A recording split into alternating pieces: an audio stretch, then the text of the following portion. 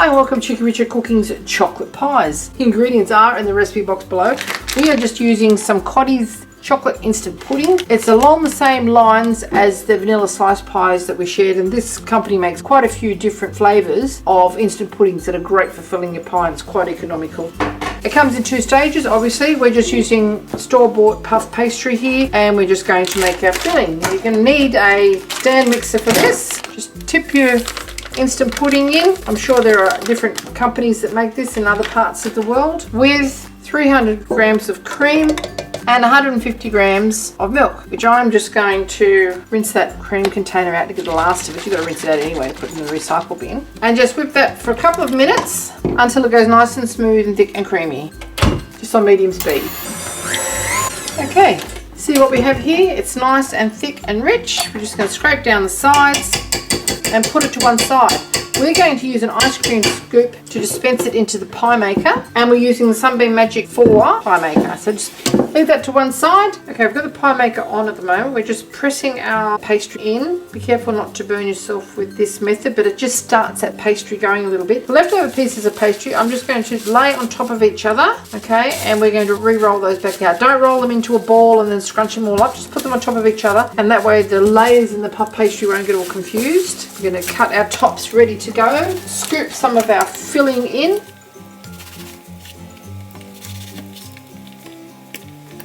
Alright, now I just have a regular ice cream scoop. Scoop some of our filling in to our pie. Don't overfill these because they'll burst out.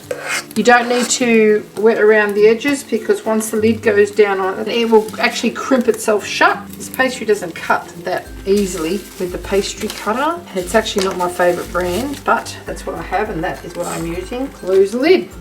Okay, now I'm going to show you how to get 8 pies out of 3 sheets of pastry with no waste. Okay, we've got 3 bottoms and 1 top there. 1 top out of the middle out of the other 4 tops that we used. And this leftover pastry is going to be rolled out. See, I've just layered it on top of itself. Rolled out, and those layers won't get confused, and they will give you a nice puffed consistency. We need to get 3 more tops out of this 1 pile of scraps. So roll it out quite thinly. I'm putting it in between the plastic wrap because it's easier to manage. If you haven't got a silicone mat, this is a great way of doing it, or you can actually use baking paper. A little bit thick still. Keep going until you can get sort of like an oblong, and then you get 2 out of it, and the last one you roll together, doing the same method, and you will get the 3rd one out of it. Don't have it too thick. Personally, I don't like thick pastry. It's about the filling, really. This is all you're doing, making the pastry to hold the filling. Okay. 2 goes out. Let's check these from time to time. They're nearly done. We want them nice and golden all over. Pop our filling back over on the top like so, and roll that together to make the 4th lid.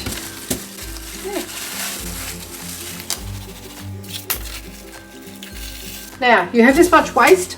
You can roll it again and make it into just a tart without a lid if you like. There's not going to be enough to make a lid and a base there. You know what? I think there is.